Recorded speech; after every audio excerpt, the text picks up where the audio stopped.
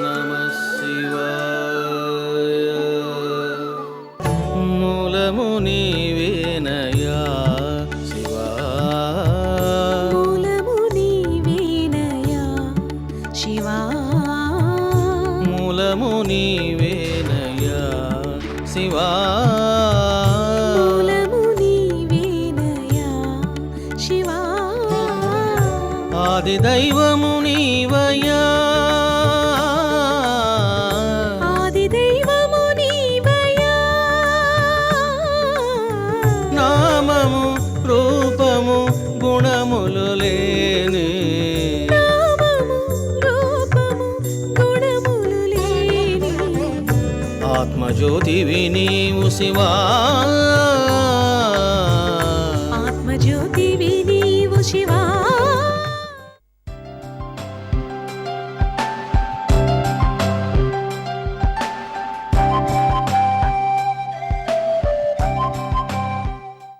నీ పంచ ప్రాణాలను నివేదన చెయ్యి అని బాబావారు చెప్పడం జరిగింది. చూడండి, చాలామంది ఏం చేస్తుంటారంటే ఇది చెయ్యరు, ఊరికే వింటూ ఉంటారు అంతే. పురాణ కాలక్షేపం అండి, రామాయణం అండి, మహాభారతం అండి. ఎంతకాలం రామాయణం వింటామండి? రాముడు ఏం చేశాడు? రాముడు ఎలా ఉన్నాడు? మరి నువ్వు ఎలా ఉన్నావు? చూశారా? రామాయణం పదే పదే నీవు వినవలసిన అవసరం లేదు. ఒక్కసారి మనసు పెట్టి విను. రాముడు ఏం చెప్పాడో, ఎలా ఆచరించాడో నువ్వు ఆచరించు. ఆ పని చేయకుండగా ఏం చేస్తున్నారంటే ఊరికే కబుర్లు వినడం, ఇంటికి వెళ్ళిపోవడం, కమ్మదిని పడుకోవడం. రాముడు కనిపిస్తాడా? పొద్దున్న రావణుడు వస్తాడు. చూసారా? ఈనాడు ఇది జరుగుతున్నది. మా గురువు అండి, నా దైవం అండి అంటూ ఉన్నారు. విన్నదే 10 సార్లు వింటున్నారు. నేను అంటున్నాను, ఎన్నిసార్లు వింటావయ్యా నువ్వు రామాయణం భారతం? నువ్వు ఎన్నిసార్లు చదువుతావు సచరిత్ర? ఒక్కసారి చదువు, మనసు పెట్టి చదువు, బుద్ధికి పదును పెట్టి చదువు. బాబా ఏం చెప్పాడో దాన్ని ఆచరించు. చూడండి, కాశీ ఉన్నది, కాశీలో ఎన్నో ప్రదేశాలు ఉన్నాయి. కాశీలో విశ్వేశ్వరుడు ఉన్నాడు, అమ్మవారు ఉన్నది, నది ఉన్నది. ఇప్పుడు నువ్వేం చేయాలి? Stop that reading of book of Kashi, get the ticket, travel in the train, go to the Kashi. Ticket కొనుక్కో, రైల్లో కూర్చో. చూసావా? ఇది అనుష్ఠానం. కాబట్టి ఏం చేస్తున్నారంటే బుక్ ముందు పెట్టుకొని కాశీ అంట, మణికర్ణిక ఘాట్ అంట, విశ్వేశ్వరుడంట, రాముడంట, లక్ష్మణుడంట, ఆంజనేయుడంట. ఎంతసేపు చదువుతావయ్యా నువ్వు ఈ విధంగా? విని విని నువ్వు సాధించింది ఏముంది అక్కడ? ఏమీ లేదు. కాబట్టి సచ్చరిత్ర అయినా, రామాయణమైన, మహాభారతమైన, పురాణమైన, ఏ శాస్త్రమైనా నువ్వు చదవాలి, జ్ఞానం వంట పట్టించుకోవాలి, జీవితంలో ఆచరించాలి. అప్పుడే నువ్వు బాగుపడతావు అన్నది సత్యం అంటూ బాబావారు మళ్ళీ ఇలా చెప్పారంట. నిత్యము అనుక్షణము దైవ స్మరణలో ఉండేవారికి పాప తాప దైన్యాలు అంతరిస్తాయి. చూశారా? బాబా చెప్తూ ఉన్నారు, నాయన స్వామి, నిత్యము అనుక్షణము దైవస్మరణలో ఉండేవారికి పాప. ఏమిటా పాప? ఇదిగో కర్మ చేసావు, 17 డేస్లో నీకు మృత్యువు దాగి ఉన్నది. పాప కర్మ వలన నీ చావు డిసైడ్ చేయబడింది. మృత్యుదేవత సిద్ధంగా ఉన్నాడు 17 డేస్లో. నీవు గనక నేను చెప్పినట్లు చేస్తూ ఉంటే, దైవస్మరణలో ఉంటే పాప తాప. ఏమిటా తాపం? తాపత్రయాలు. నా తల్లిని చూడాలనేటువంటి తాపత్రయము. దైన్యాలు. దైన్యాలు అంటే నేను చేస్తానా, చెయ్యలేనా, అర్హుడనా, అనర్హుడనా, ఇవి కాదు. పాప తాప దైన్యాలు అన్నీ కూడా ఎగిరిపోతాయి. భగవంతుని సదా ధ్యానించే వారికి సహాయం చేయడానికి భగవంతుడే పరిగెత్తుకొని వస్తాడు. చూశారా? బాబా చెప్తూ ఉన్నారు, భగవంతుని సదా ధ్యానించే వారికి నీవు ధ్యానం చేస్తున్నప్పుడు దేవుడు ఊరుకోడంట, చూసి ఆనందిస్తూ ఉంటాడంట. నీ కష్టం వచ్చిందా, నష్టం వచ్చిందా, మరొకటి వచ్చిందా, ఆ దేవుడు రెడీగా ఉంటాడంట. ఏమని? వీన్ని నేను కాపాడాలి, రక్షించాలి, అనుగ్రహించాలి అని. అందుకే బాబా అంటున్నారు, నీవు సదా ధ్యానించే వారికి సహాయం చేయడానికి భగవంతుడే పరిగెత్తుకొని వస్తాడు. నీ పూర్వ పుణ్యము కొద్దీ నీవు ఇక్కడికి వచ్చావు. బ్యూటిఫుల్ ఇది. చూశారా? నీ పూర్వ పుణ్యము కొద్దీ నీవు ఇక్కడికి వచ్చావు. నువ్వు ఎలా వచ్చావనుకుంటున్నావు? ఊరికనే వచ్చావా? నా దగ్గరికి ఎవ్వడు రాలేడు. నువ్వు తిరుపతికి వెళ్ళవచ్చు, కాశీకి వెళ్ళవచ్చు, మరో ప్లేస్కి వెళ్ళవచ్చు. షిరిడీలో నువ్వు కాలు పెట్టావు అని అంటే దానికి ఎంతో పుణ్యం ఉండాలి. ఆ పుణ్యం వల్ల నీవు నా దగ్గరకు వచ్చావు. చూసారా? ఇవన్నీ కర్మ నియమాలు. ఇవన్నీ ఎవడికి అర్థం కావు. ఈ గోపాలపట్నంలో ఈ బోధ జరుగుతుంది అంటే ఎవడు వినాలో బాబా డిసైడ్ చేస్తాడు. వాడు మాత్రం ఇక్కడికి వస్తాడు. బాబా సంకల్పం చేయని వాడు ఈ చాలకుడు రాడువాడు. చూశారా? ఎంతమంది సాయి భక్తులు ఈ వైజాగ్లో లేరు? Why they are not coming? చూశారా? వాళ్ళు సాయి భక్తులై ఉండి కూడా ఎందుకు రావడం లేదు అని అంటే సాయి పిలుపు వాళ్ళకు లేదు, ఇది వినే ప్రాప్తం లేదు అన్నది సత్యం. దానికి కూడా పుణ్యం ఉండాలి, బాబా పిలుపు ఉండాలి. లేకపోతే నువ్వు ఎలా వస్తావు? నువ్వు రావు. నీకేదో అడ్డు వస్తుంది, నీకేదో అవరోధం వస్తుంది. ఏం వెళ్తావులే అని బద్ధకం వస్తుంది. చూశారా? అందుకే బాబా అంటున్నారు, నీ పూర్వపుణ్యం కొద్దీ నీవు ఇక్కడికి వచ్చావు కాబట్టి నేను చెప్పినట్లు చెయ్యి, జీవిత పరమార్థాన్ని తెలుసుకో. చూశారా? నువ్వు ఊరికే రాలేదు స్వామి, నేను చెప్పినట్లు చెయ్యి, జీవిత పరమార్థాన్ని తెలుసుకో. చూశారా? ఇంకా జీవిత పరమార్థమే నీకు తెలియనప్పుడు నువ్వు ఏందని సాధిస్తావు? సరే, ఏదో వచ్చావు, తెలుసుకో, దాన్ని సాధించడానికి ప్రయత్నం చెయ్యి. రేపటి నుంచి నీవు మనస్ఫూర్తిగా భాగవతాన్ని పారాయణం చెయ్యి. చూశారా? ఇక్కడ ఏకనాథ భాగవతాన్ని బాబావారు చెబుతూ ఉన్నారు. నీవు ఆ భాగవతాన్ని పారాయణం చెయ్యి. 3 వారాలు త్రికరణ శుద్ధిగా దానిని కొనసాగించు. చూశారా? 3 వారాలు అంటే 7 × 3 21 days. కానీ చనిపోవడానికి ఎన్ని రోజులు ఉంది? 17 days ఉంది. బాబా అనుకున్నాడు, నేను గనక 2 వారాలు అన్నాడు అనుకోండి, జంప్ అయిపోతాడు. అందుకే బాబా ఏం చేశాడు? 3 పెట్టాడు. 14 days అనుకోండి, ఇంక నేను వెళ్ళొస్తాను బాబా అంటాడు. అందుకని బాబా ఏం చేశారంటే అక్కడ 3 వేసాడు. Okay, I'm telling 21 days, after 16 days నువ్వు వెళ్ళిపోతావు అని బాబా డిసైడ్ చేసుకొని, నేను చెప్పినట్లు నువ్వు 3 వారాలు పారాయణం చెయ్యి, త్రికరణ శుద్ధిగా దానిని కొనసాగించు. చూశారా? ఒక తపస్సులాగా మనస వాచ కర్మణ నువ్వు దాన్ని చెయ్యి. ఒక తపస్సు అనుకో. నీ మనసును ఎక్కడా డిస్టర్బ్ చేసుకోవద్దు. అన్ని తీసి గట్టు మీద పెట్టు. నీవు త్రికరణ శుద్ధిగా చదువు. కామనా రహితుడవై ఈ గ్రంథాన్ని చదువు. చూశారా? రాత్రి పగలు దాని గురించి మననము నిధిధ్యాసనము చెయ్యి. చూడండి, ఆనాడు బాబా చెప్పింది వేరు, ఈనాడు జరుగుతున్నది ఒకటి. భక్తులు అలాగే ఉన్నారు, ప్రచారకులు కూడా అలాగే ఉన్నారు.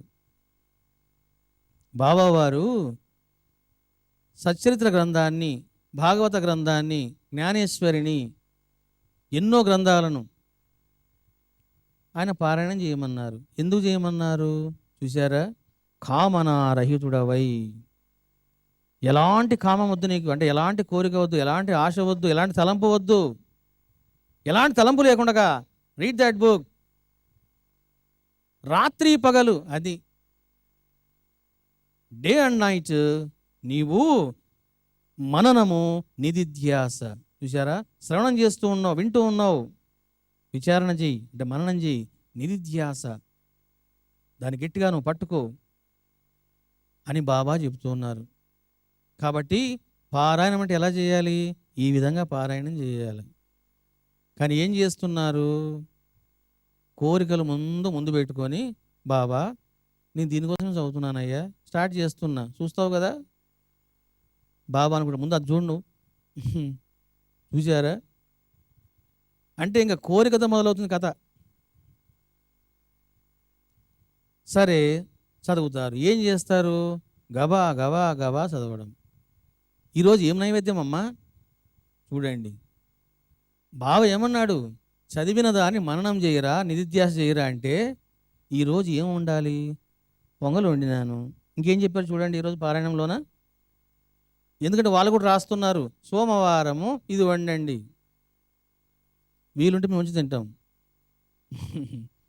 మంగళవారం ఇది వండండి, బుధవారం ఇది వండండి.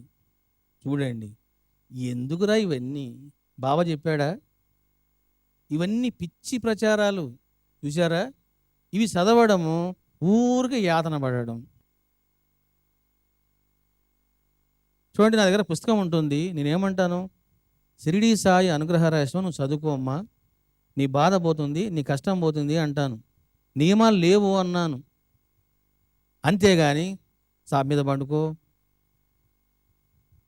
చలితో బాధపడు, ఇవన్నీ నేను ఎక్కడ రాయలేదే. అవన్నీ అవసరం లేదు. నువ్వు పుస్తకం చదవాలి, అందులో ఉన్నదాన్ని ఆచరించాలి, నీ మనసును డిస్టర్బ్ కాకుండా చూసుకోవాలి. ఇలా చేయకుండా ఏం చేస్తున్నారంటే రోజుకోగా ప్రసాదము, రోజుకో నైవేద్యము, వాటి గురించి టైం వేస్ట్ చేస్తూ ఉన్నారు. కాబట్టి బాబా అంటున్నారు, నాయనా నీవు ఏమి ఆలోచన లేకుండగా, ఎలాంటి కోరిక లేకుండగా నువ్వు 3 వారాలు చదువు అని బాబా వారు చెప్పడం జరిగింది. భగవంతుడు ప్రసన్నుడవుతాడు. చూడండి, నీవు గనక ఇలా చేస్తే భగవంతుడు ప్రసన్నుడవుతాడు. అంటే ఏమిటో తెలుసునా? ఇప్పటిదాకా నువ్వు సాధన చేశావో లేదో, జ్ఞానం తెలుసుకున్నావో లేదో, నేను చెప్పినట్లు కనుక నువ్వు విన్నావా, నీకు మళ్ళీ ఉత్తమ జన్మ, సద్గతి నేను ప్రసాదిస్తాను అని బాబా యొక్క ఆంతర్యం. నీ దుఃఖాలన్నిటినీ అంతం చేస్తాడు. చూశారా? నీ దుఃఖాలన్నిటినీ అంతం చేస్తాడు. నీ మాయామోహాలు నశిస్తాయి, అత్యంత సుఖము నీకు లభిస్తుంది. చూశారా? ఇప్పుడు గనక వెళ్ళిపోయాడా, ఏం జరుగుతుంది అక్కడ? తల్లి చావదు, ఇతను చనిపోతాడు. మాయా మోహాలు, మా అమ్మ అనుకుంటూ ఉన్నాడు, అమ్మ కంటే ముందు కొడుకు పోతూ ఉన్నాడు. ఆ మోహము నాశనం అవుతుంది, ఆ మాయ నాశనం అవుతుంది, అత్యంత సుఖము నీకు లభిస్తుంది. నువ్వు ఎప్పుడైతే నేను చెప్పినట్టు నువ్వు చదువుతావో, అత్యంత సుఖము అంటే ఆ బ్రహ్మానందము నేను నీకు ప్రసాదిస్తాను. ఆ చదివేటప్పుడే నీకు కలుగుతూ ఉంది, ప్రాణం పోయిన తర్వాత కూడా నీకు కలుగుతూ ఉంది. దైవం పట్ల చిత్తము ఏకాగ్రము చేసి నేను చెప్పిన ఈ వ్రతాన్ని నువ్వు పాటించు. చూడండి, బాబా ఈ వ్రతము అంటున్నారు. ఏమిటి ఆ వ్రతము? నువ్వు 3 వారాలు దాన్ని చదువు, విచారించు, నిధిధ్యాసనం చెయ్యి, నీవు మోహము నుండి ముక్తుడవు అవుతావు అని బాబావారు చెప్పడం జరిగింది. చూశారా? కాబట్టి పారాయణ గ్రంథం ఎందుకు చదవాలి? ఆచరించడానికి చదవాలి. మరి బాబా చెబుతున్నది ఏమిటి, మానవులు చేస్తున్నది ఏమిటి అంటే, చూసారా? There is no coincidence, there is no balancing, there is no equilibrium. అక్కడ సమతుల్యత లేదు అన్నది సత్యం. కాబట్టి చూడండి, ఇక్కడ బాబా చెబుతూ ఉన్నారు, నాయనా నీకు మోహం వద్దు, దేని పట్ల నీకు ఏ కామన వద్దు అని బాబా చెప్తూ ఉన్నారు. చూడండి, ఈనాడు చాలామంది సన్యాసులు, పీఠాధిపతులు, మఠాధిపతులు ఎలా ఉన్నారంటే, నేను అంటూ ఉన్నాను, యత్ యత్ ఆచరతి శ్రేష్ఠః తత్తత్ ఏవ ఇతరా జనః సహ యత్ ప్రమాణం కురుతే లోకః తత్ అనువర్తతే. ముందు మనుష్యులు, శిష్యులు, భక్తులు ప్రవర్తించాలి అంటే ముందు గురువులు ప్రవర్తించాలి. కానీ ఏం చేస్తున్నారు? ముందు వాళ్ళే సరిగా బిహేవ్ చేయడం లేదు. దానివల్ల ఏం జరుగుతుందంటే అన్నీ అనర్థాలి. కొంతమంది స్వాములు కానివ్వండి, రకరకాల గురువులు కానివ్వండి, ఏం చేస్తున్నారంటే పాద పూజలు అంటున్నారు. ఏం చేస్తున్నారు? పాద పూజలు చేసుకుంటూ డబ్బులు తీసుకుంటూ ఉన్నారు. నేను అంటున్నాను, వాట్ యు ఆర్ డూయింగ్ అంటే నువ్వు డబ్బులు ఇస్తే కానీ వాడికి పాదాలు ఇవ్వవా? చూసారా? What is the relation between you and your shishya? నీ శిష్యుడికి నీకు మధ్యలో ఏమున్నది అంటున్నా నేను. There is a business of transaction of money. చూసారా? గురువు యొక్క పాదాలు ఎవడు తాకాలి, ఎవడు పాద పూజ చేయాలి?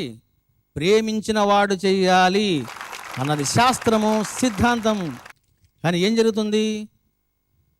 నీ ప్రేమతో నాకు అవసరం లేదయ్యా, ఎంత ఇస్తావు? ఐ వెరీ ఫేమస్ స్వామి. చూసారా? ఇగో దానికి ఒక ఫీజు పెట్టడం, వాడు వచ్చి కడగడం. అందులో వాడికి ఏమొచ్చింది, నీకేమొచ్చింది? చూసారా? వాడికి ఉన్నది పోయింది. నీకు కూడా ఏదో కొంత సాధన ఉంటుంది, అది కూడా పోతుంది. చూసారా? వాడికి డబ్బులు పోయినాయి, నీకు ఎనర్జీ పోయింది. నీకున్నది ఎనర్జీ కొద్దిగా, ఆ ఉన్నదాన్ని ఖర్చు పెడుతూ ఉన్నావు, లేని పాపాలు మూట కట్టుకుంటూ ఉన్నావు. చూసారా? పాప నాశనం చేసుకోరా అంటే నువ్వు డబ్బులు తీసుకొని పాపాలు మూట కట్టుకుంటూ ఉన్నావు. నెంబర్ 1. చూడండి. నెంబర్ 2, ఏదో ఓపెనింగ్కి రమ్మంటారు. నేను ఓపెనింగ్ చేస్తే 50,000. చూసారా? వాడెవడో తెలియదు, వాడికి ప్రేమ ఉందో తెలియదు, వాడి మంచివాడో తెలియదు, చెడ్డవాడో తెలియదు. వాడు డబ్బిస్తే నువ్వు ఓపెనింగ్ చేస్తావా? చూసారా? This is the business. తర్వాత ఇంటికి రావడం. గురువుగారు మా ఇంటికి వస్తే మీకు 50,000 ఇస్తాం, 1,00,000 రూపాయలు ఇస్తాం, 25,000 ఇస్తాం, వస్తారా? చూసారా? నీవు కేవలం డబ్బుకు ఆశపడి వాని ఇంటికి వెళ్తున్నావే, ఏమి జ్ఞానం ఉంది నీకు? చూసారా? నీవు ఒక శిష్యుని యొక్క ఇంటికి వెళుతున్నావు అంటే దేనికోసం వెళ్ళాలి? నీవు ప్రేమతో వెళ్ళాలి, వాడు ప్రేమతో పిలవాలి. చూసారా? నీకు ప్రేమ లేదు, వాడికి ప్రేమ లేదు, మధ్యలో బిజినెస్. చూడండి, చాలామంది నా దగ్గరకు వస్తూ ఉంటారు, స్వామి గారు మీరు మా షాప్ ఓపెన్ చేస్తే మీకు డొనేషన్ ఇస్తామండి, ఒక 1 lakh I will give cheque. మీరు డేట్ ఇస్తే లేదా ఈ డేట్ మీరు వస్తే అంటారు. నేను ముందు ఒకటే డైలాగ్ అడుగుతాను, నీవు సాయి భక్తుడవా కాదా అంటాను. నేను సాయి భక్తుడను కాదు అన్నాడు అనుకోండి, మరి నాదేంటి నీకు పని? నాదేంటా నీకు పని? Who are you? నేను ఆయన పాదాలు పట్టుకున్న వాడిని. నేను నీ ఇంట్లో పాదం పెట్టాలి అంటే ఎప్పుడు పెట్టాలి? నీవు సాయి భక్తుడవైతే, సాయి నీ గుండెల్లో ఉంటే నీ ఇంట్లో కాలు పెట్టాలి. మరికొంతమంది ఉంటారు, అవును స్వామి మేము కూడా సాయి భక్తులమే, మా ఇంట్లో చాలా ఫోటోలు ఉన్నాయి, అందులో ఆ బాబా ఫోటో కూడా ఒకటి ఉంది. చూడండి, అప్పుడు సెకండ్ క్వశ్చన్ పడుతుంది, నీవు నా శిష్యుడవా? చూసారా? మీ శిష్యుని కాదండి, ఎందుకు పిలుస్తున్నావు నన్ను? చూసారా? దేని పిలుస్తున్నారా నన్ను నీవు? అంటే నేను కాలు పెడితే నీకు మంచి జరుగుతుందని నన్ను పిలుస్తావా? నువ్వు ముందు శిష్యుడవుగా, ప్రేమ పెంచుకో, అనుగ్రహం ఇస్తాను. అంతేగాని నా దగ్గరకు వచ్చి 1,00,000 ఇస్తానంటావా? ఎవరు కావాలి నీ 1,00,000? చూడండి, ఇలాంటివి జరుగుతూ ఉన్నాయి.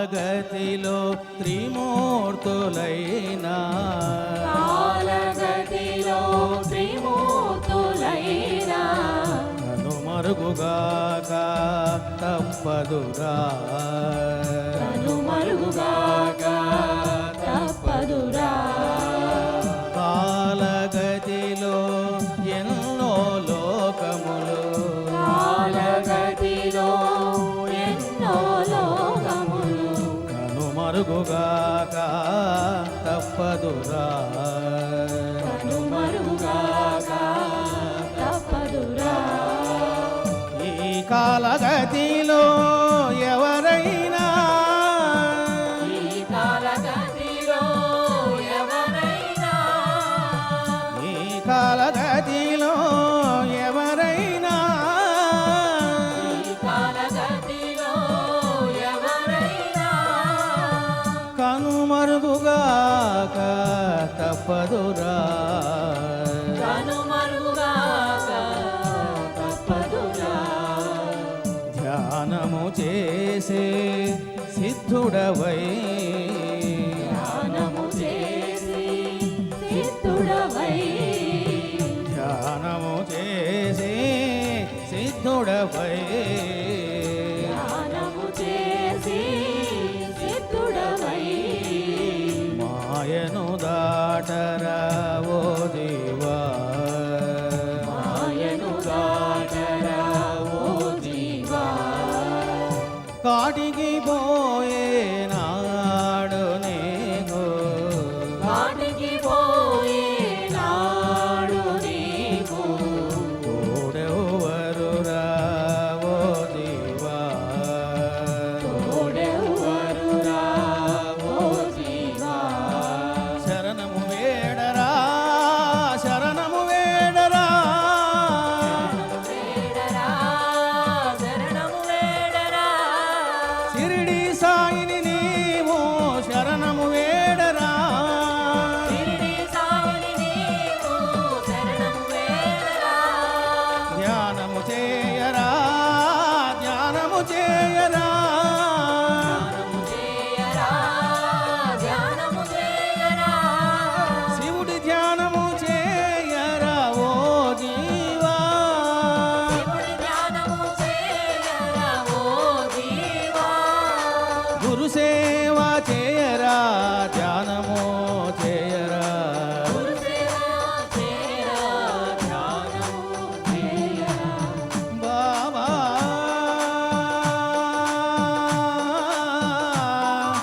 బాబా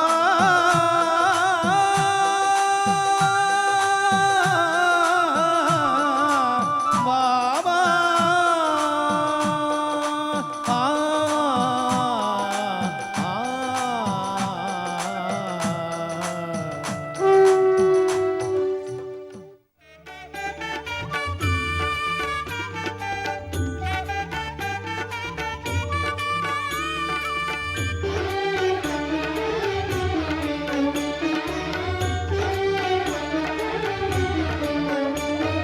మంగళము జయ మంగళము